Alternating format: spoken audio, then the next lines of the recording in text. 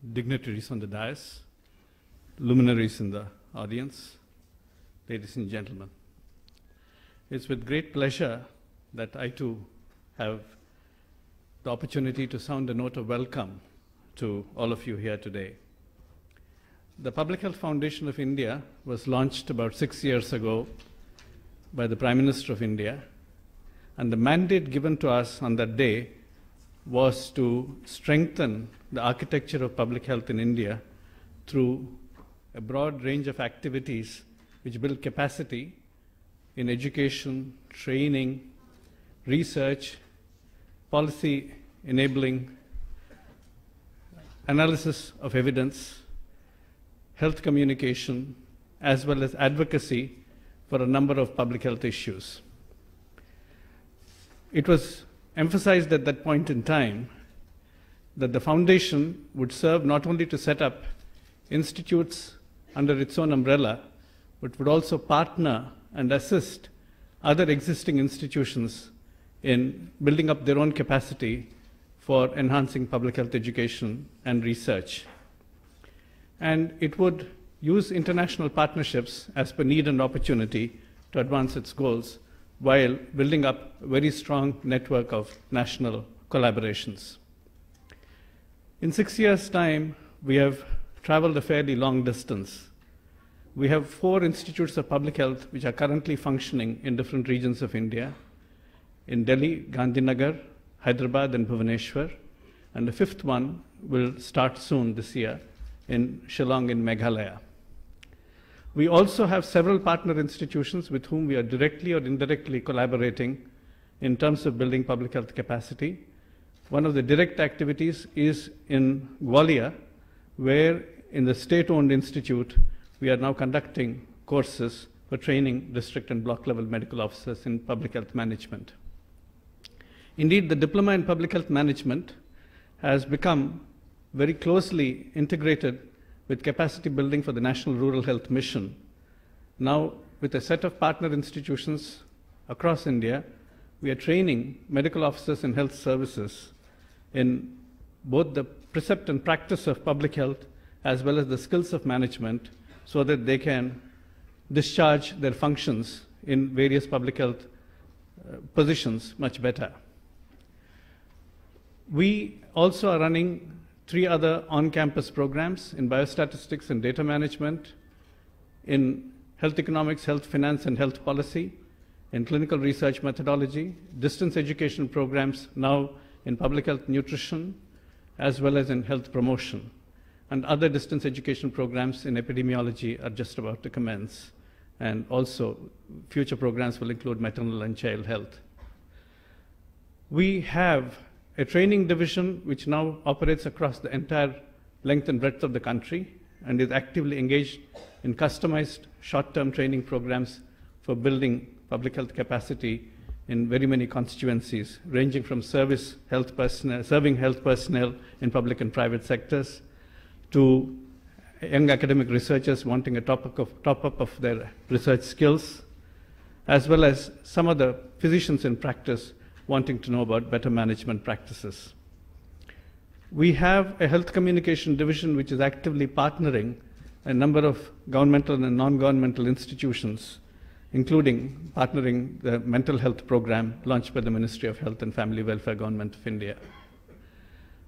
Our policy enabling role has taken us not only to tobacco control, but also to universal health coverage, where we had the privilege of assisting the Planning Commission in developing a framework for universal health coverage, which we hope will be implemented soon in India to provide not only financial protection, but high-quality health care to all sections of the Indian people. Indeed, it was heartening to hear the Prime Minister speak 2 weeks ago at the polio event and the President today speak in the Parliament about the government's commitment to universal health coverage. We have also advocated for the creation of public health cadres in state health services across the country, as well as in the national health service, national government. And we believe that has been a signal success of collective advocacy to which we have contributed, that not only the Prime Minister, but the draft plan, the 12th plan document, as well as other governmental policy statements in the last 2 weeks have repeatedly emphasized that there is a commitment to build a public health cadre in the states as well as at the national level. We believe this is going to substantially strengthen the delivery of public health, the design as well as delivery of public health across the country. We have indeed tried through a number of efforts to try and advance universal health coverage in India, and the high-level expert group which we assisted has produced a report which is now currently being debated in the Planning Commission, and we hope many of the recommendations that we have made therein will also come to fruition very soon, and that people of India will have access to high quality, affordable and appropriate health care, irrespective of their ability to pay for it. It would be free in terms of its delivery, in terms of the essential health package. 6 years ago, when we began this journey, we were encouraged by a number of partners and friends, many of whom we see here today in this hall, and we are grateful for all the support they have provided us over the years, and we hope we'll continue to receive your support, encouragement, and constructive criticism as we move along so that we can improve our performance.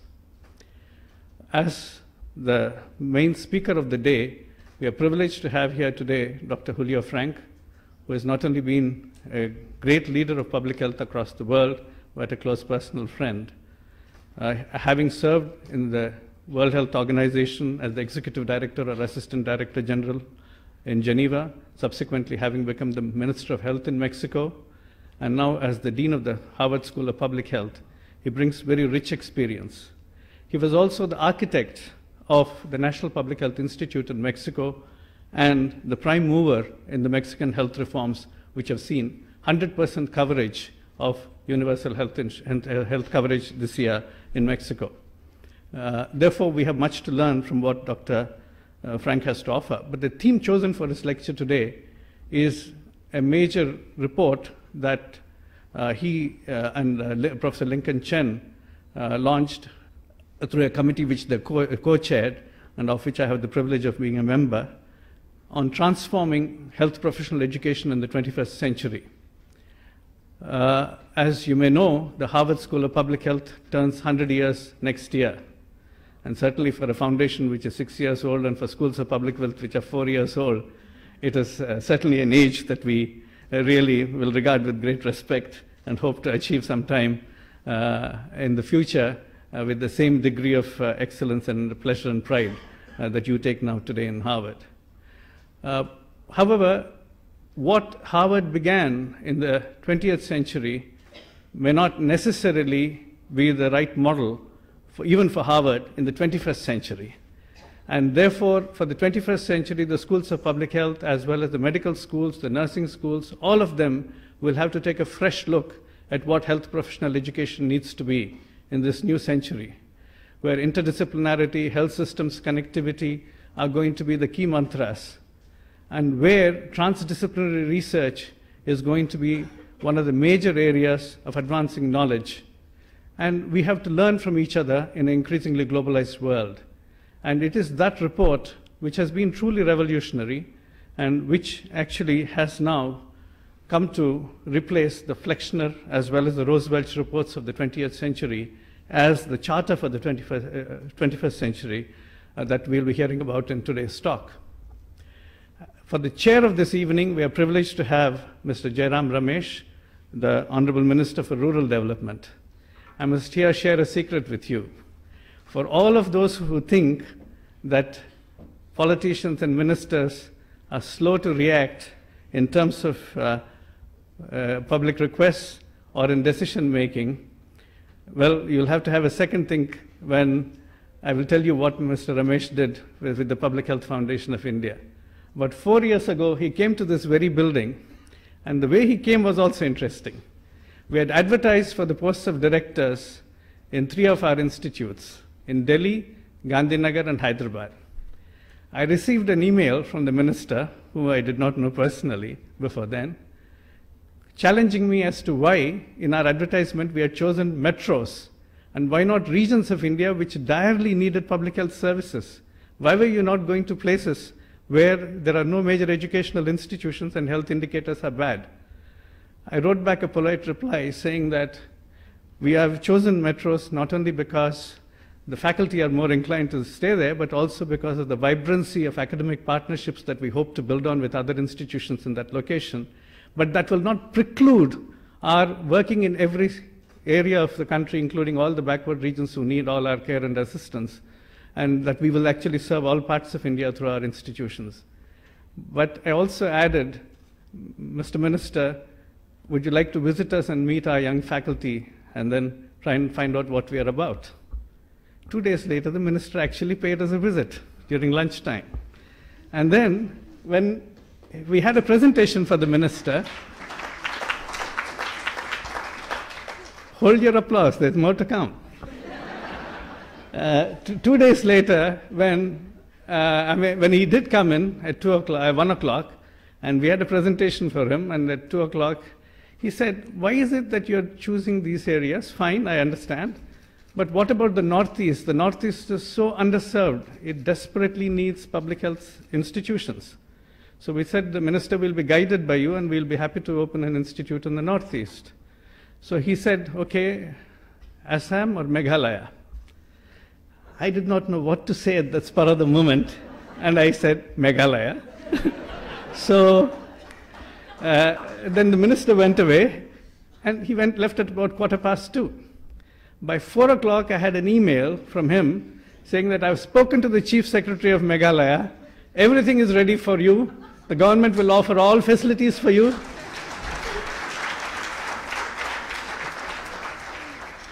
And now, sir, as the Minister for Rural Development, we believe that we have much in common in terms of ensuring that the social determinants of health at the village level are going to be very critical for advancing public health in India, and we'll be very happy to work with you in moving rural health as a part of rural development. And we would be very keen on ensuring not only collaborations in the field in terms of practical policy and program relevant research, but also in any joint training programs that you feel would be useful. Ladies and gentlemen, I will not hold you back further from the rich treat that you're about to have in terms of Dr. Julio Frank's lecture, as well as, I'm sure, the wonderful enriching remarks that we are going to have from Mr. Jairam Ramesh, the Minister, but also from the Health Secretary of India.